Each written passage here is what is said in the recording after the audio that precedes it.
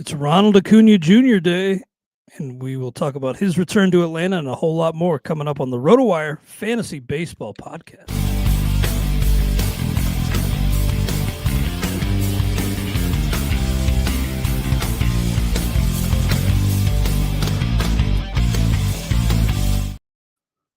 Welcome to the RotoWire Fantasy Baseball Podcast. I'm Clay Link of RotoWire.com, here with FSWA Hall of Famer Todd Zola.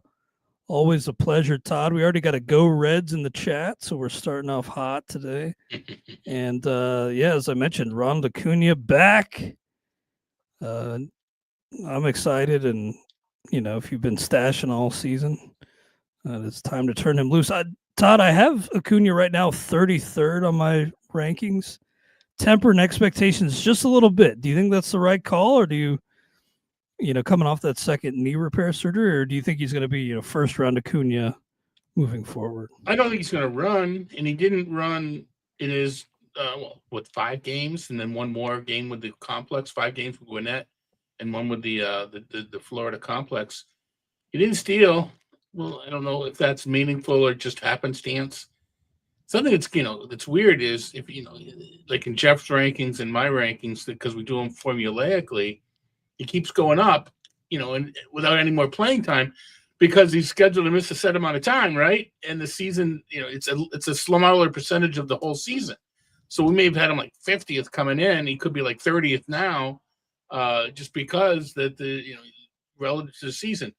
It's all about the steals, right? As far as first round versus third round. And Sure. Talking to our buddy Rick Wilton, he seems to think that it could be a slow go for Acuna, regardless what he did in the in rehab this season. But he says next season he sees no reason why we can't see MVP level Acuna. Maybe by the end of this year.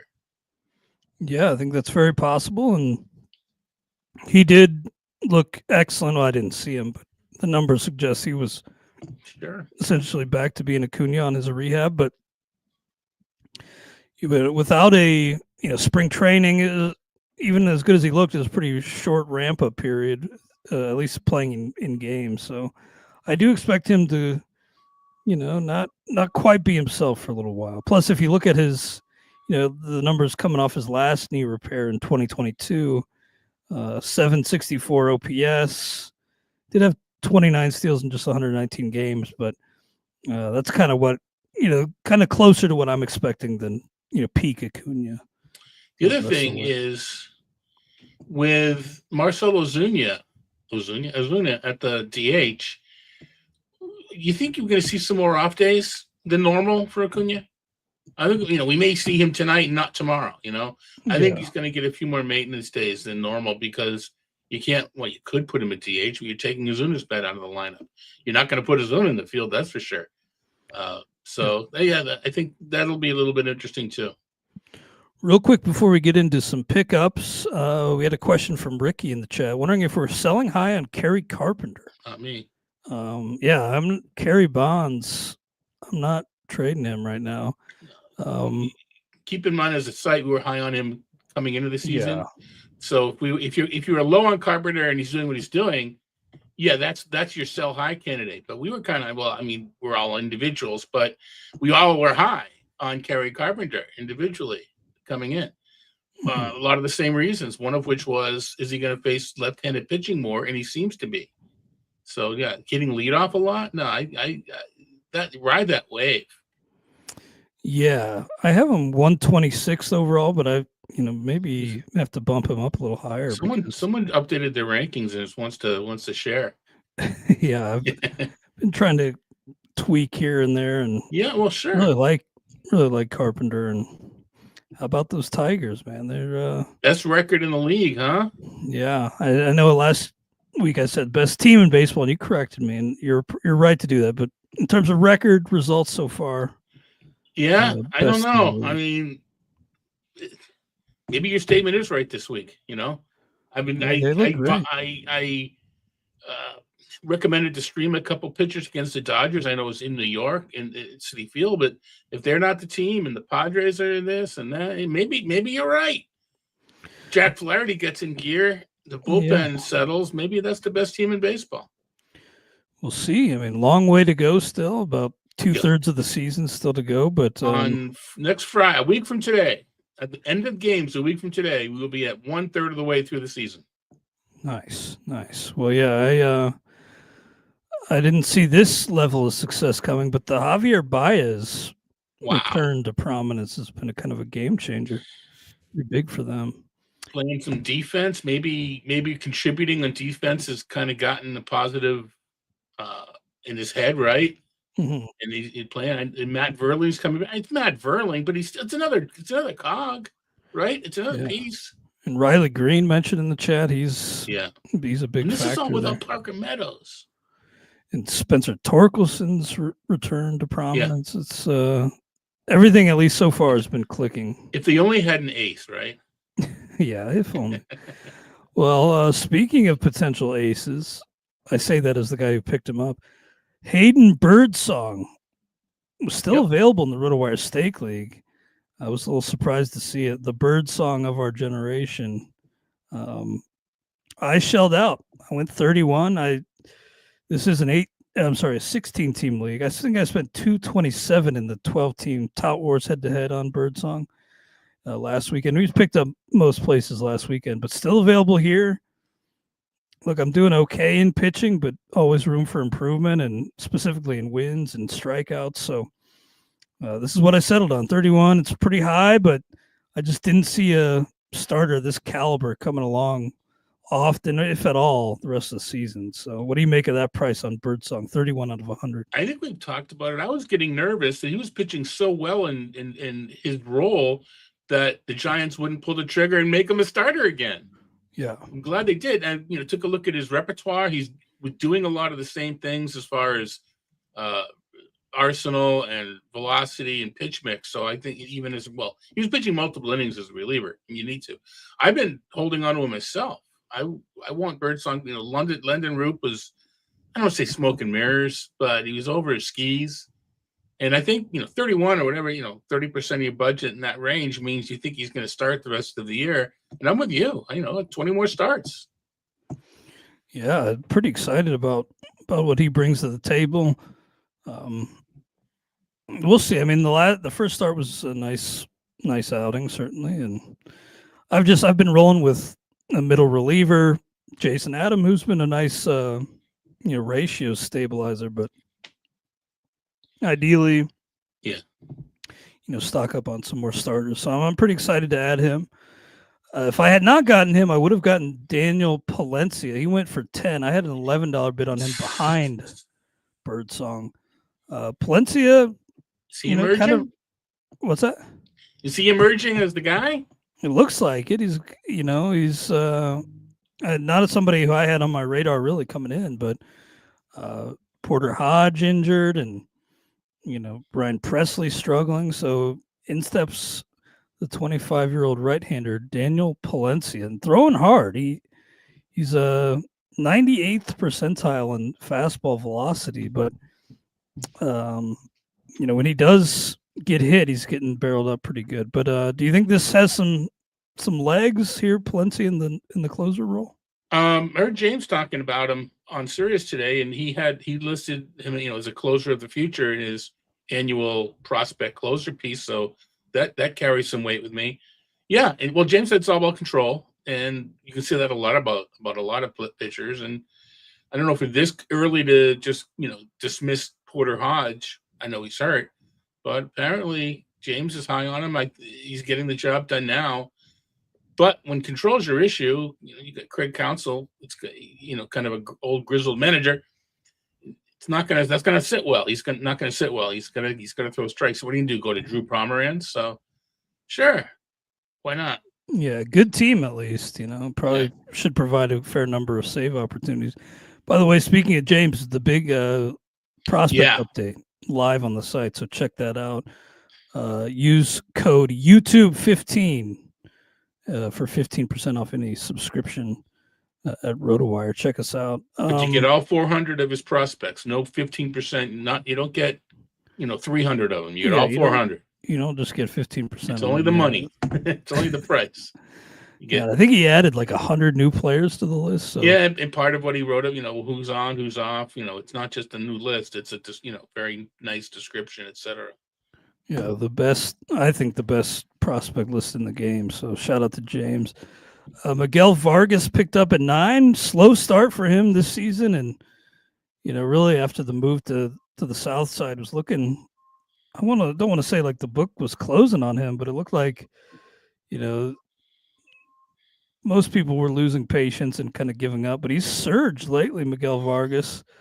Seeing time atop the order, had a 4-hit game recently with a couple home runs. Batting .283 over his last 12 games.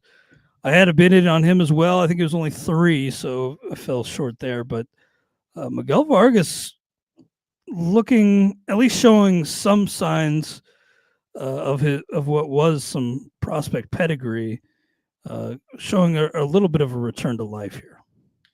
I mean, you talk about the book, being closed. I mean, for me, the book was closed and he's reopened it, so everybody's coming from a different angle. That is the case. We can mess with the analogy however we want, but I'm still slow to come around, and maybe it's the team context. I don't know, but again, I heard James and Eric talking about it today on the SXM show.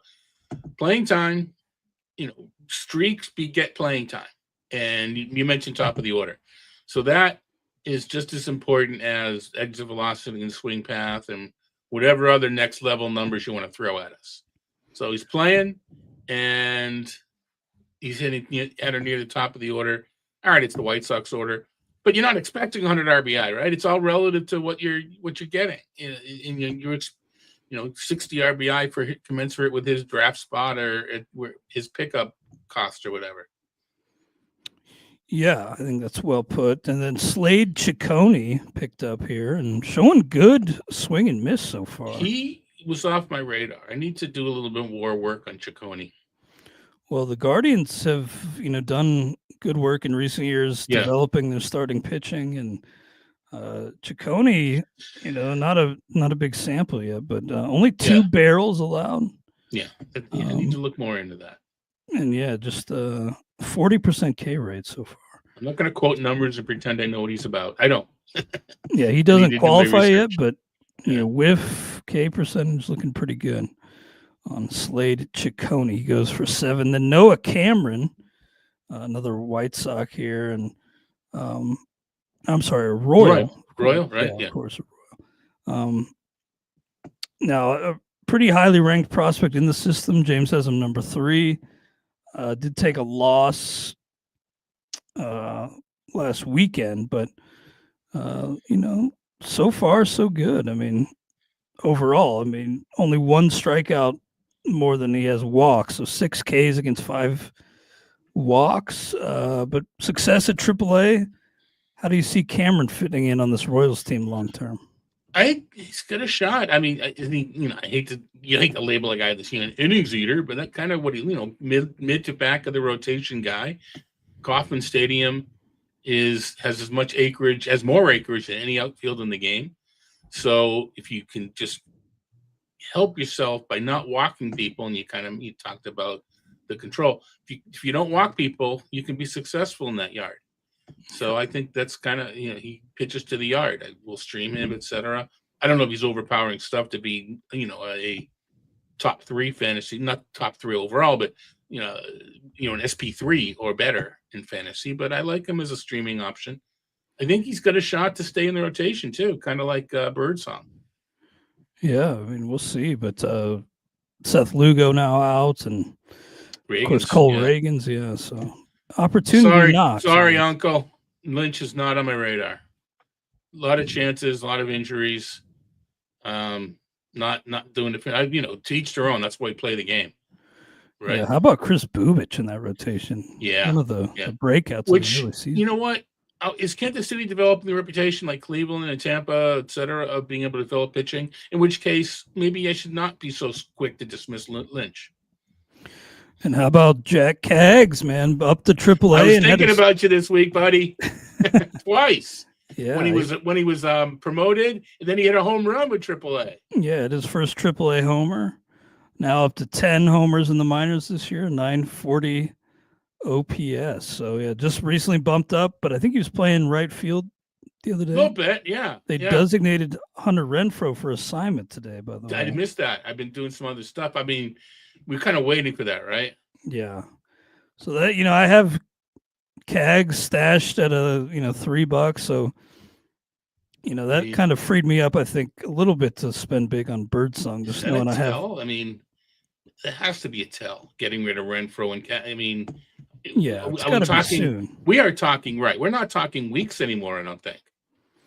Yeah, I don't think the stay at AAA needs to be all that long for Caglione. But and I saw, our friend Eno Saris tweeting about Caglione, just how he would lengthen that lineup, and the lineup sure would look. What does Eno know about hitting? He's a pitching guy, right? Yeah, he doesn't know anything about hitting. Robert Hassell picked up for 4. The shine is kind of worn off a little bit on Hassell, but with Jacob Young out, looks like Hassell will get an opportunity there in center field, and did have a nice spring. So he's fallen down to 5th on the organizational prospect rankings for James. But maybe some opportunity here for Hassell to show what he can do. Jacob Young hurt, Cruz is out. So, yeah, it's an opportunity probably. I know. I mean, we've seen prospects struggle and then come back. So it's James's lane. It's other people's lanes. I trust the guys at Baseball HQ, for instance, as another sounding board when it comes to some of the prospects. So I'm not completely giving up in dynasty and keeper formats. So I'm curious to see if Hassell gets some run. 4 homers and 9 steals for Hassell in 43 games with AAA. And if he can get on, the Nats are going to let him run. They'd let me run. They'd be wrong to do it, but Hey, in today's age with these rules, maybe both swipe a bag or two. I don't think so. Denzel Clark. Now, not somebody I know a ton about, but I've been reading, or before we started the show, I read a little bit about him. Just a really good athlete, and another guy who ranks 5th in his respective organization here. Las Vegas, no homers, but he did have 7 steals and 8 attempts, 889 OPS. Take that with a grain of salt. Well, because it is Las Vegas. Do you though? I mean, a lot of that's OBP driven. So. I was going to say if you're not, you said no homers. I think in most cases I agree that you take these with a grain of salt. But I think, even if you're not a power hitter, the ball doesn't move as much and stuff. Strikeouts are down, etc. And other pitchers are just going from the stretch because of everybody else pounding the ball. So it's not a complete ignore situation. But this is a lineup I think that JJ Bleday quietly has not, or maybe not so quietly, has not built on last season, right? Yeah, it's been pretty disappointing for Bleday so far. When I took a look at I projected lineups, and it's like, really? You guys really think Bleday's not going to play at all? Then I was like, yeah, I don't think Bleday's going to play at all. I think, maybe he can earn some playing time back in, but I think this switch is to spark a lineup that's got some power, but they need a little bit of on base at the top, and I think that's what could be provided. Yeah, speaking of this A's team, hopefully you didn't give up on Nick Kurtz. A big 2-homer game, first multi-homer game of his career. I didn't give up on him, but I gave him up to try to move up in the standings of a keeper league, and I've actually lost like 3 places. This is 2 different leagues this year. I went for it, and I went for it too early. I don't think it just hasn't worked out. But anyway, I'm with you on Kurtz. I was close to dropping him actually in the Tout Wars head-to-head league on Monday because I had to create a space on the roster for Tommy Edman.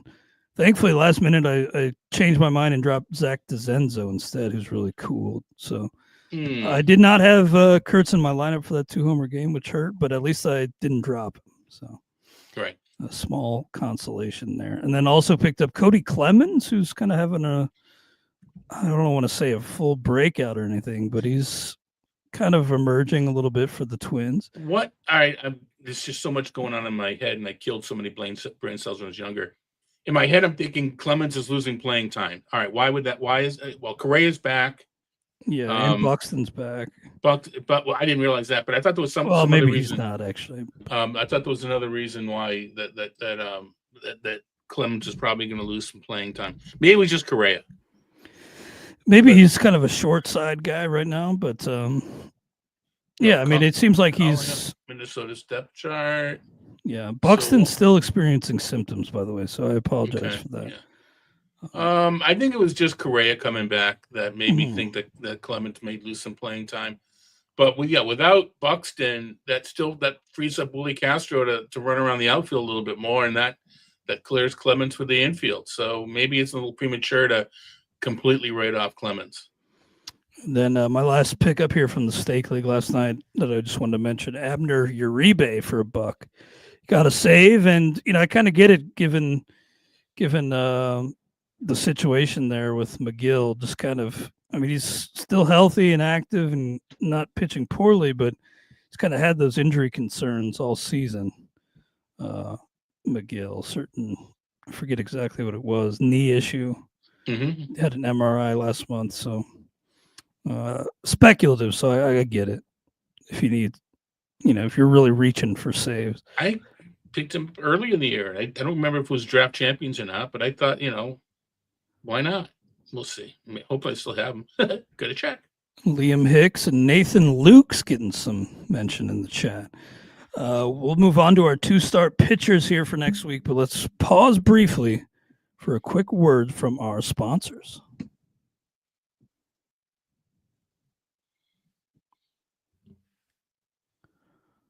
All right, we're back here on the RotoWire Fantasy Baseball Podcast. Clay Link and Todd Zola heading into Memorial Day weekend, and we are looking ahead to Memorial Day as the start of next week.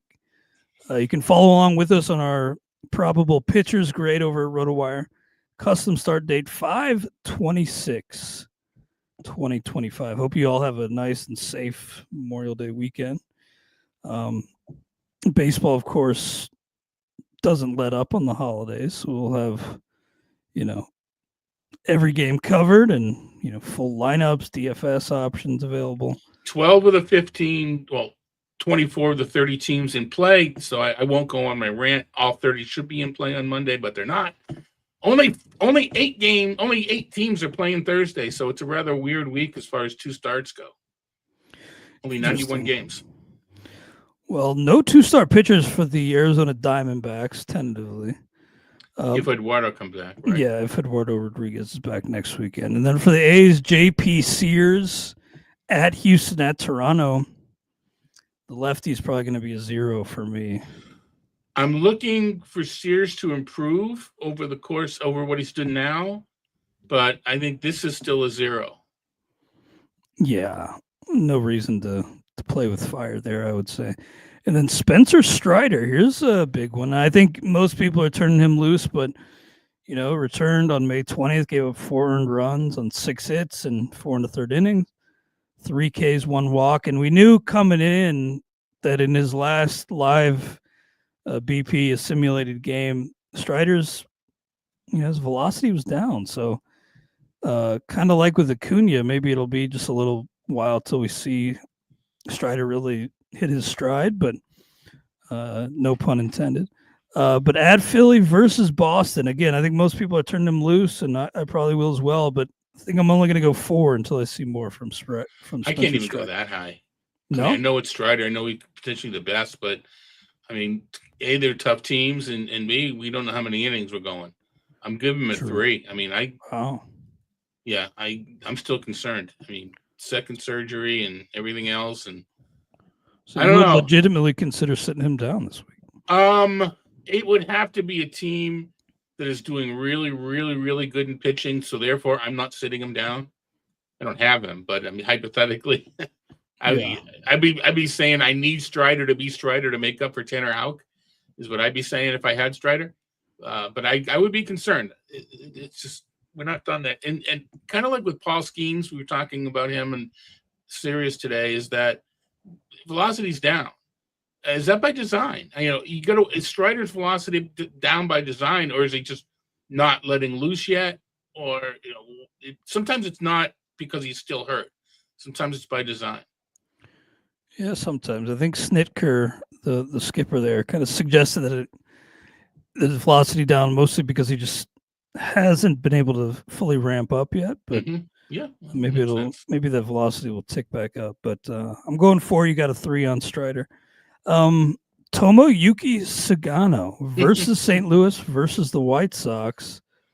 Pretty nice home 2-step for Sagano. Now, if you just look at K numbers and walks, which is a really good starting point, it seems like he's just smoking mirrors. But I think we've seen enough to where it's there's something real here, and we've talked about him all spring coming in here into this regular season, and there was some optimism, but I'm still pretty surprised by this level of success he's having versus St. Louis versus the White Sox. I think I'm going to go 3 on Sagano, even though it's hard to support with the evidence here. Well, I think a 3 is what I think a 3 is right. I think if going any higher than 3 would have been the wrong move. I think. Well, first because they're not the most difficult of matchups either. Yeah, so, true. In both at home. No, I'm with you in a 3, and we should be talking about regression on the way, and not that he's a staff ace, which is what we're saying because of the rest of their club. But there's some. I mean, he is out over skis. We can guile this and pitching backwards from Japan but he's got the ERA is a little bit fortunate, if you will. Yeah, 307. I would agree there. No 2-star pitchers for the Red Sox. They did get Walker Buehler back. Sort of. Yes, before he got ejected. How about our guy Eric Hall. Halterman, by the way, with the viral tweet, 25K plus likes. I agree with him on the rule change. If a guy gets ejected for arguing balls and strikes, it should go to review. And then if it turns out the umpire made the wrong call, the umpire should get ejected. I like that idea. We'll submit that to the league front office. All right, next up, Jameson Taillon versus Colorado versus Cincy. You love the versus Colorado, and Cincy certainly no juggernaut. Both at home. Yeah, I think I'm going to go 2 here. I'm going to go 3. Okay. Goes deep into games. Maybe that's my points league background talking, but I'm going to go 3. Yeah, I hear you. The Reds at home is not a bad matchup, certainly. By the way, one of the bigger disappointments for me, Matt McClain. It's like, do I bench him? I don't think so, because at least he's racking up some homers and steals, but it's been a rough go for McClain, who I was high on. He's released in a few NFBC formats, so it's not so much benching him. The question is, do I pick him up in a lot of places? I still think he should be rostered in most leagues, but yeah, I get that it's kind of tough. But with the poor batting average, I think he's around like 200 overall in terms of earned value. Yeah. So steals and homers are doing a lot of heavy lifting. And that's sorry. It should get warmer. I mean, it's been really cruddy weather in the Midwest and the Northeast, and it gets hot and humid in Cincinnati. So the weather, even in that, not even, especially with that ballpark, I would expect Cincinnati's offense to pick up the pace. Yeah, and don't forget, he had such a long layoff. He didn't play at all last year. I think he's finally starting to get his feet under him, maybe. And I do think he's in the ad, maybe a buy low, although I wouldn't give up much for him in a trade. Nick Martinez for those Reds at Kansas City, at Chicago. He's been on a nice little roll here in terms of quality starts. He's been pitching better lately, hasn't he? Yeah. 5 straight quality starts. Did give up 10 hits in one of those. So that's not striking many out, but he's not walking anybody. He hasn't given up a homer since April 16th. And only 2 walks in total over his last 4 starts. So Nick Martinez looking like the guy that the Reds slapped that qualifying offer on. Yeah. I was gonna say 3, but 2 feels right for me. Yeah, it's like Sagano. It's the reason to be nervous, but he's pitching so dang well. at KC and at the Cubs. There's not many strikeouts anyway. You know what? They're both away. I'm going to go 2 as well. If it was home, I'd be even if home Cincinnati, I'd be making I'd think about 3s, but I'm going to go 2. And Gavin Williams has started to get on track here for the Cleveland Guardians, but he will face. Sorry, what was that? He only had one direction to go. That's true. He was struggling in terms of results anyway. And he'll face a tough test at home against the Dodgers, then home against the Angels, who are suddenly hot. Kind of a surprise to me. I'd kind of written them off already, but it's not going to go viral like Eric's tweet did. But I tweeted, and this is true, that the Angels have scored the second most runs per game in May. Really? Yankees are number 1, and then the Angels. That surprises me. Still a team I view as a favorable matchup for starting pitcher, especially at home. But credit to them for surging, and without Mike Trout. Yep. Yeah, we'll see if they can keep it up. I'm skeptical, but Taylor Ward been carrying them lately. Taylor Ward, yeah. Taylor Ward, yeah. Versus the Dodgers, versus the Angels for Gavin Williams. I'm going to go 3. Yeah, Williams has been striking out guys all year. He's throwing fewer walks and kind of giving up fewer homers is where the command and controls have improved, although still walking people. I don't know. I'm starting him. It's not with a lot of glee. They're both all right. They're at home. I'm going 3. If it was away, I'd go 2. They're both at home. Nice. And then Carson Palmquist of the Rockies. That's going to be a 0, right? He both on the road, but he's struggled so far. He could be facing the AAA, whatever. I'm going 0. And you know what? He's probably a really good human being, but I'm sure he pays his taxes and all that kind of stuff. But as a pitcher, I'll go elsewhere. He could be facing the Savannah Bananas. And I'd probably go 0. Or my new shirt, the Woo Sox. An absolute scourge on baseball, by the way, the Savannah Banana. I don't like fun. No, not my thing. But okay.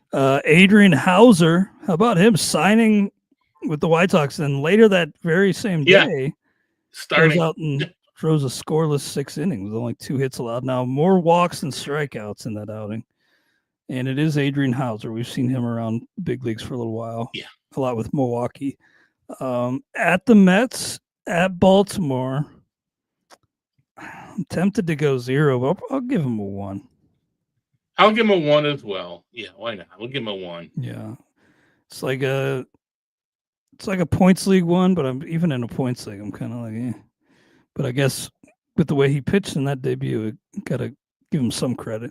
Wasn't he when he was with the Mets? I kind of liked him a little bit, and he never didn't do anything. Yeah, I need to see a little more. Plus, at least going to the Mets, good park, but kind of a tough matchup. Yeah. Kaider Montero versus San Francisco at KC. I just don't think he's very good, so I'm probably going to go 0 here. It's because he's not. Yeah. Yeah, he struck I'm really going out on a limb there. Yeah, he fanned 8 batters on his first opening day, and he barely has more than 8 the rest of the year. Yeah. Yeah, you know what? Even if he's used as a bulk guy, which helps a bit, I have no interest in going 0. Yeah, same. And then Hunter Brown had his first kind of stumble here. Was pitching like one of the best in baseball. Then he had 5 earned runs allowed over 5 innings. Happens. At Tampa Bay, yep. 7 hits allowed, 4 strikeouts, 2 walks, 3 homers allowed. Want to chalk it up as just a bad day at the office, and I am too. Tough park to pitch in there, Steinbrenner Field too. So he's going to still be a 5 for me. He's a 5 for me. Yep. At home against the Athletics. I did say Oakland. Yeah, home against the Athletics. Yeah, the 2 teams with minor league parks, but he's at home both games. Yeah, true. Michael Lorenzen's been a pretty nice little pickup if you were able to snag him versus Cincinnati, versus Detroit. If I'm not mistaken, these are a pair of revenge games, aren't they? I know he pitched for the Reds. Yeah. And he pitched for the Tigers too, didn't he? Right. I think early on, sure. Yeah, he pitched for the Tigers in 2023. So a couple big old revenge games here. Both at home. And versus Cincinnati versus Detroit. think he's probably a 3 for me. He doesn't walk Is that too high? anybody. I'm gonna go. He's been pitching. Oh, he either goes 7 or he goes 4. He's either on or he's not. I'm gonna go 3. As we've said many times, once the Reds' best center fielder, Michael Lorenzen, when he was with that team, and Jack he wanted to go double duty this year, if nothing else, to get his team the pitcher exemption, but he didn't go through with it. Hell of an athlete, two-way guy coming into the big leagues, and he was legitimately for a while the Reds' best center fielder. Jack Kohanowitz. Now, a guy I think we've both been pretty skeptical on, but he may have found something here. Now he did kind of take a step back, but against the Dodgers, had a good outing, although 4 walks, 5 Ks. Color me still skeptical. Yeah. But I think it was maybe like the sinker or something was really working against the Dodgers. So versus the Yankees at Cleveland, probably just going to go 1 here. I can't go 0 because of what you're saying, but and he is fanning a better inning lately. I'm going to go 1 as well. Not a happy 1, but I'm going to go 1. The Dodgers, coming in, I thought had such great starting pitching depth, and that's already been stretched real thin. So they got Kershaw back. Sasaki, maybe he'll be back this week. But either way, Yamamoto is the guy lined up for 2 at Cleveland versus the Yankees. He's been fine on, more normal rest. He was getting a full 6 days between starts early on. He's getting 7 and 6, so that's not an issue here. I looked it up last night. Nice. Okay. Yeah. He's been okay either way, but is this the first time we've had to talk about a 2-star guy for the Dodgers this year? It might be. Yeah, I think so. Certainly Yamamoto. Moving parts and Landon Knack in that rotation now. And there's still a chance that the Dodgers insert a Landon Knack game just to stretch people up. But you know what? I don't know if this matters or not, but Sunday night is the Sunday night ESPN game in Los Angeles. I kind of think the league and the Dodgers want Yamamoto on the mound that night. Versus the Yankees. Yeah. I'm in agreement with you. And either way, I think you're starting him. But if it's 2, it's going to be a 5. Oh, for sure. He's been probably the front runner for the Cy Young so far. Yeah. It's been awesome.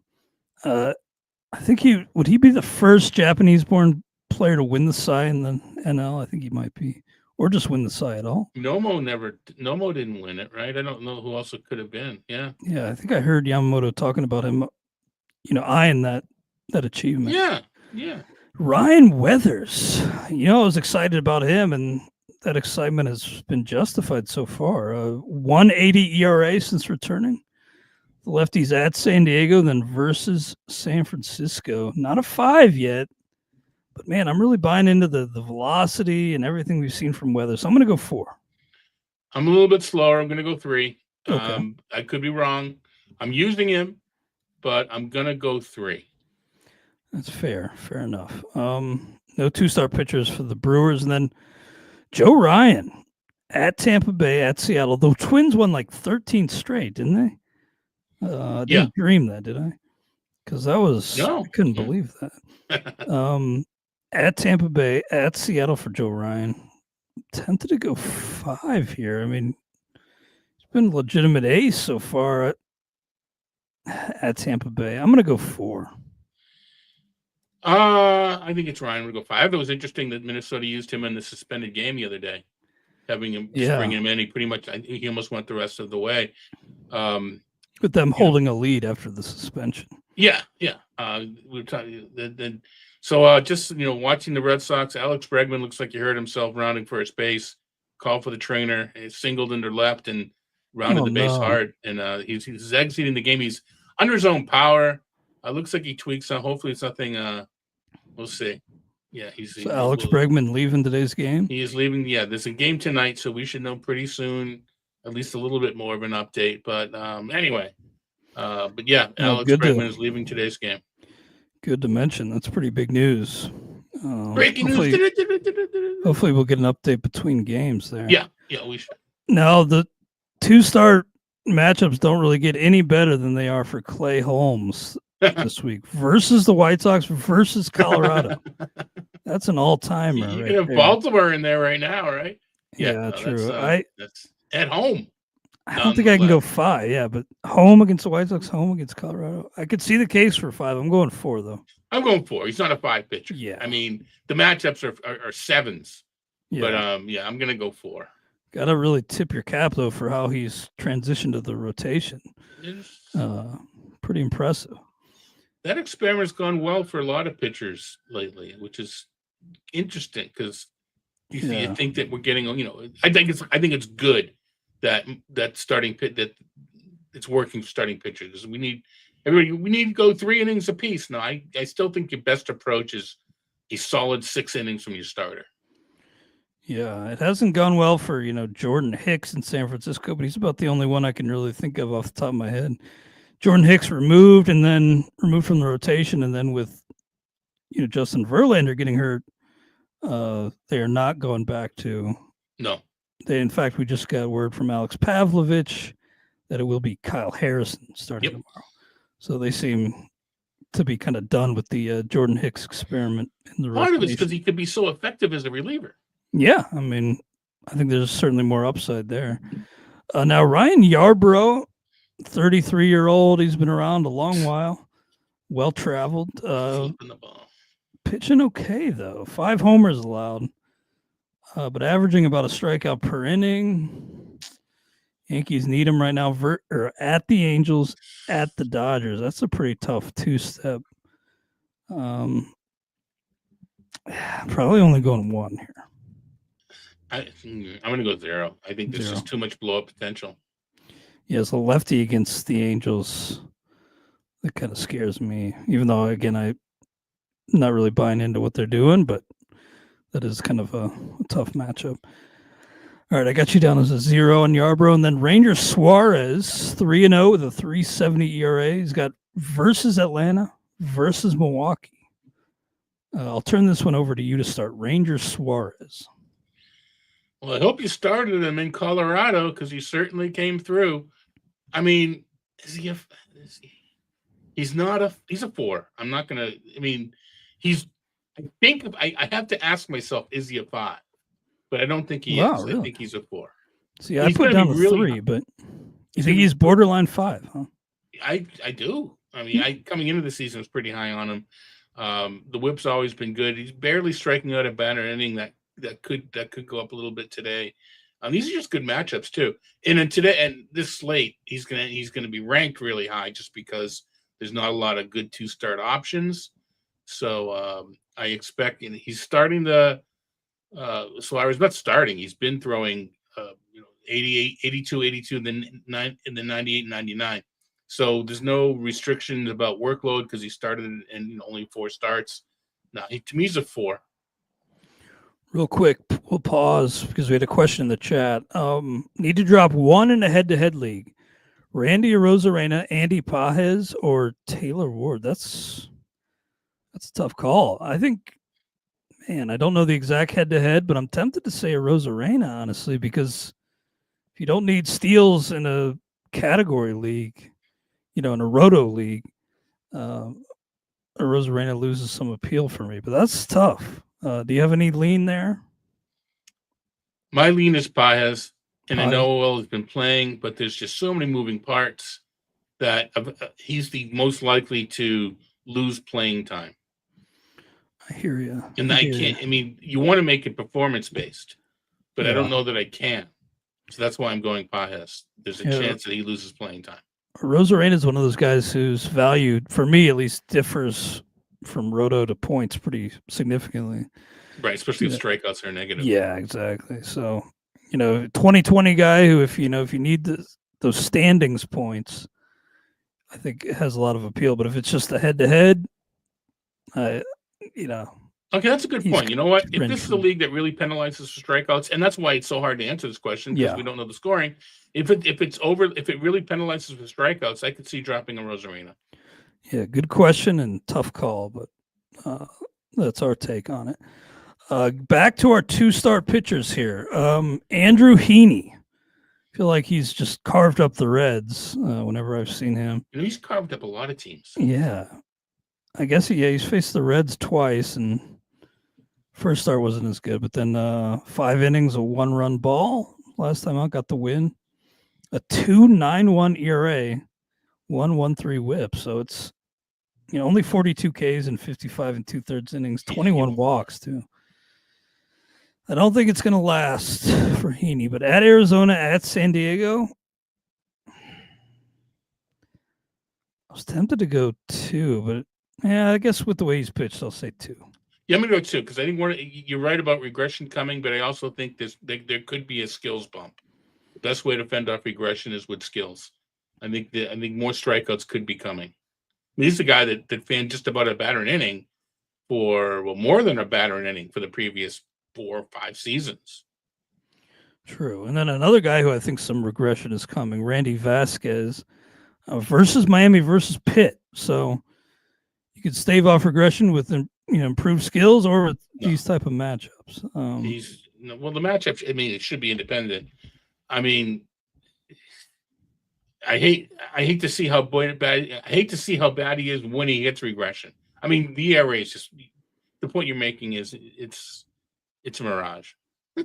Yeah, I think I'm going to go 1 here. Yeah, I mean, I don't think he deserves it, but I'm probably going to go 1 as well. What are the matchups again? Miami and Pitt. I'm sorry. You know what? That's those should be 3s, right? If you throw the ball, you should get a 3 with those 2 teams. The fact we're going 1 is pretty telling. True. And then Seattle, we got Logan Gilbert in for end of next week. We'll see if he makes that. But good news on Brian Wu, thankfully. He was hit by a foul ball, but sounds like he's okay. Yeah. We got Kirby and Miller back. Well, Kirby's back tonight, Miller back next week. And we had another question here we'll get to real quick from Harry in the chat. How would we rank these recent call-ups? Ryan Weathers, Zebby Matthews, Hayden Birdsong, and I'm assuming that's Will Warren. Yeah, I'm pretty sure that's Will Warren. That's a good question. I would say probably Birdsong, Weathers, Warren, Zebby. You could put him in a hat and pick him out. Yeah. I don't really believe as much in Zebby personally, but I think he's being forced. Again, I'm slow to come around on Weathers, and I've been high on Birdsong, so I'm going to go Birdsong, Weathers as well. Yeah, all right, Birdsong, Weathers, Zebby, and Warren. I do think there's some separation. Okay, I'd have Warren over Zebby, but I get where you're coming from. Warren had a pretty nice outings last time, but I think a career high in Ks for him. But I do kind of context, the team in the division, the park. Yeah, I do think there'll be more bumps in the road for Warren. But good question, Harry. Appreciate you chiming in the chat. And then Birdsong, we're now on him for 2-start in a traditional week here at Detroit, at Miami. Man, I like him to keep it going, but he's not a 5 yet. But I think with these matchups, he's a 4. Detroit's good. True. I'm gonna go. Hey, geez, you know what? I mean, I like, but liking someone and thinking he's immediately stepping into that range, I think is dangerous. I'm gonna go 3. I think he's stretched out, but I think I do need to see it. I'm gonna go 3. I'm using him, but I'm gonna go 3. Fair enough. There's some optimism, I admit, in my ranking there, especially after I just shelled out 31 for him. Eric Fetty at Baltimore, at Texas. Fetty is kind of a perpetual 3, and with these matchups, I think that's where I'm going. Wow, you know what? If we were to make this matchup, and if this is the first week of the season, we're saying, wow, that's a tough 2-step. Now it's like, piece of cake. I'm with you with a 3. And just Baltimore and Texas, 2 of the most disappointing offenses there are. Yeah, Texas has been really bad offensively. And Baltimore just a mess all around. Zach Littell and Taj Bradley versus Minnesota at Houston. Littell's really come on. I was waiting for Joe Boyle and still am. But Littell's really kind of solidified his spot versus Minnesota at Houston. These both feel like 3s to me. What say you on Littell and Bradley? Yeah, this is we'll get to the Blue Jays in a minute. The only 2 teams with 7 games. Everybody else has 6. Mm-hmm. I'm kind of high on Tampa pitchers in general. They've made it through the first third of the season with a lot of their games in in Tampa. I know you want to prefer your pitchers on the road, but I think that having gone through that Steinbrenner Field, I'm now Eric Halterman is going to ask me about my buy low pitchers, and I think I'm just going to say Tampa Bay. Anybody with a Tampa Bay name on their uniform for tomorrow's MLB show. So I'm looking. Yeah, I mean Bradley's the one guy that I was kind of thought would still be good even with the conditions, and he's the one that kind of struggled. I'm going to go. It's Houston. Well, Houston's not that good anymore, although Altuve's back. I'm going to go 3, but Bradley's still a 2 because he hasn't done what I hoped. I'm going to go 3 Littell, 2 Bradley. Gotcha. Okay, I got 3s on both. But you said 3 Littell, 2 Bradley. Yeah, and I do. I'm trying not to be too biased on Bradley. I'm trying to judge on what he's done. Well, Jacob deGrom, we talked about the Texas struggles offensively, but deGrom looks fully back. Versus Toronto versus St. Louis, he's going to be a 5 for me. It's amazing. I mean, I don't know if we didn't want to believe it. Baseball should be hard. People that drafted Jacob deGrom should not have been rewarded. But man, well, still a long way to go. I mean, and without the flow, he's doing it without the flow. If he's healthy, he's a 5. We'll be talking about him next week. Well, Kevin Gausman had just an awesome game this last time out. He's been kind of up and down, but at Texas. Oh, these are nice. Yeah, at Texas versus the Athletics. So not quite a 5, but bordering on 5 for me. For Gausman. I'm with you. And again, Eric's asking about some buy lows from MLB Network, and he's on my list. Kevin Gausman. Yeah. Question from Skywalker about G-Rod and Shane McClanahan. Really tough to get a read on either of those guys. I wouldn't expect to see them until July or maybe August. Anytime that a pitcher's return date has already been pushed back once, I stop guessing. Yeah, it's especially with the nature of those injuries. It could be we don't see them at all this season. Yeah, you'd like to think Rodriguez gets some time in just because the Orioles should be back next year. You'd think so, but you'd think so. And the same with McClanahan. You want to get him 50, 60 innings.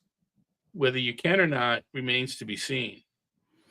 Yeah, I get what you're saying, but at the same time, if it's, if the Orioles are so far out of it, maybe it doesn't make sense to bring them back, especially if they're, risking further injury.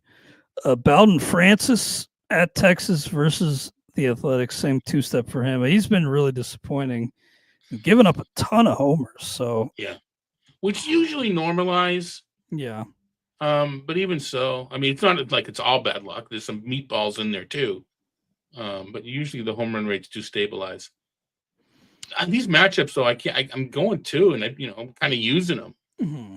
These are worth using these matchups. I'm going 1, but I'll get you down as 2. We talked about how well the Athletics were hitting, but we also talked about early in the show that they've been kind of stagnant.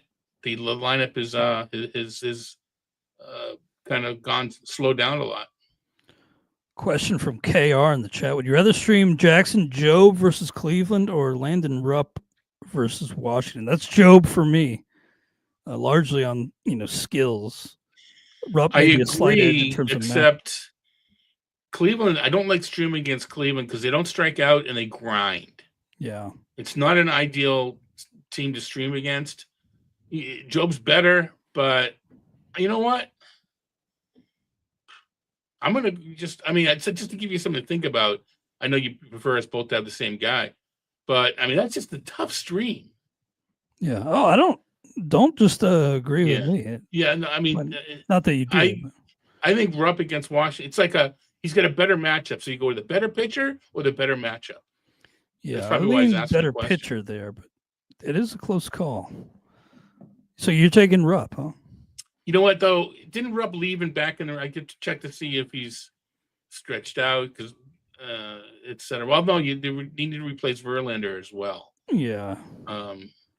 Coming off a quality start, and he's pitched pretty well. I think that Jobe's floor is probably higher. I think I'd go Jobe for that. I think Rupp, just because of the Washington's got more strikeouts.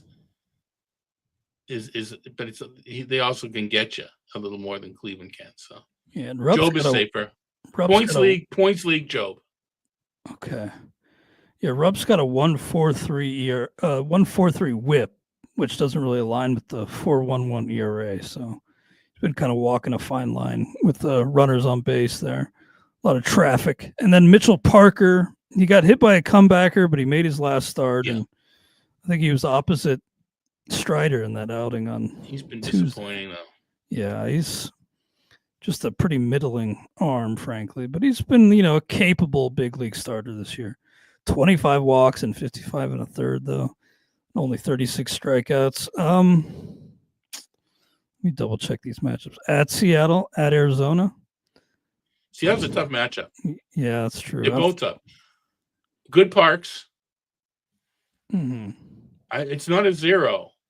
I'm trying to decide if it's a 2 or not. I think it's a 1. I think it's a 1. Yeah. Yeah, and Harry Brooks, wondering when we can expect to see Bubba Chandler any day now. I would say. I wasn't really totally surprised that they called up Mike Burrows instead. Yeah, but I would expect within the next 2 weeks, 3 weeks tops for Bubba Chandler. He's a hold for you, right? You're not dropping him. Yep.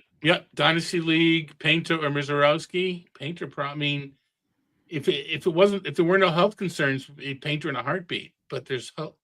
I mean, you have to be concerned about the health. Yeah, I'm excited about Painter, though. I think maybe 80 or so innings at the big league level this year. I'm excited to see him. I'd like to see it. He debuts. I got him for 7 starts just because I don't know where you're going to fit in on that Philadelphia team. But I think I could be raising that if the earlier he comes up earlier and something were to happen. Yeah, Aaron Nola now on the IL, but what a fall off for him before the injury. Yeah, I fully expect him to be back in that rotation, but he's kind of, if the playoffs started now, he'd probably be their 5th starter, probably not even starting playoff games. All right, well, let's recap our 2-star pitcher grades for the week of Memorial Day, May 26th, 2025. JP Sears, 0. Spencer Strider, I say 4, Todd 3. Tomoyuki Sagano, 3.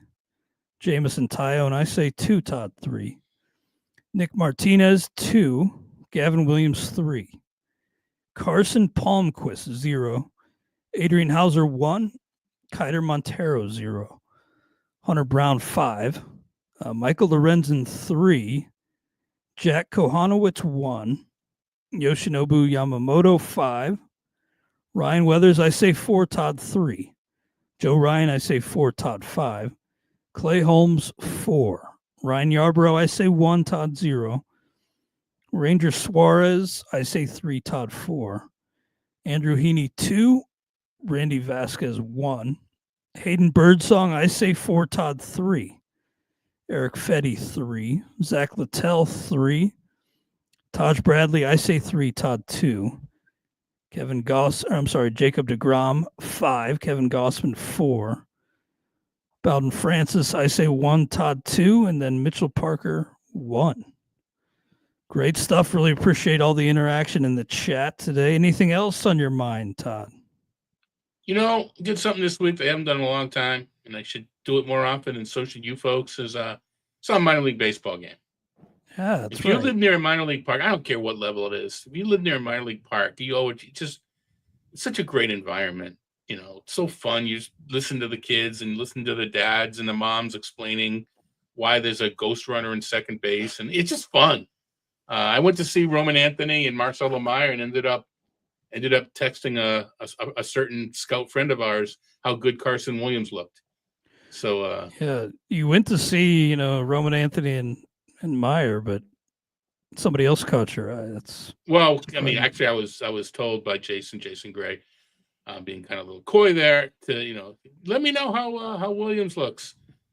Well, he went 3 for 5, an opposite field single to start a rally, then hit a 3-run home run on the top of the 10th inning. So I'd say he looked pretty good. Nice, man. But Meyer and Anthony didn't do anything, really? No? Not really. It was a cold, cloudy night. Anthony hit a ball that could have gone out in a warmer weather. I was more interested about Meyer's defense. Like, I could learn a lot from, one game. He botched a ground ball, but he looked good turning a double play. So we'll see. Although the Red Sox have acquired Ryan Noda, so maybe this whole first base situation is taken care of. He says tongue firmly implanted in cheek. Yeah, don't worry, guys. We got Ryan Noda. It's all good. But I'm glad you got to see Anthony before he got the call. And maybe I kind of get the feeling that maybe we'll see them called up together. We might. Like they're kind of, I don't know if they're, it feels like they're good. I mean, they're hitting 1 and 2. I got a picture of them talking to each other before the, at the on deck circle. So that would be nice. That'll be fun. Well, before we sign off, one last question in the chat. Don't want to leave Dan here hanging. Pick one, Ivan Herrera or Logan O'Hoppe. I'm going O'Hoppe. Him as well. Yeah. And it's nothing against Herrera, who was raking. Yeah, he's been, I mean, I know he missed a fair amount of time on the IL, but limited sample, he's been just off the charts this year. For Points league, definitely O'Hoppe, because he walks as well. Well, thank you guys so much. Again, enjoy a fun but safe Memorial Day, and we'll catch you next week on the RotoWire Fantasy Baseball Podcast.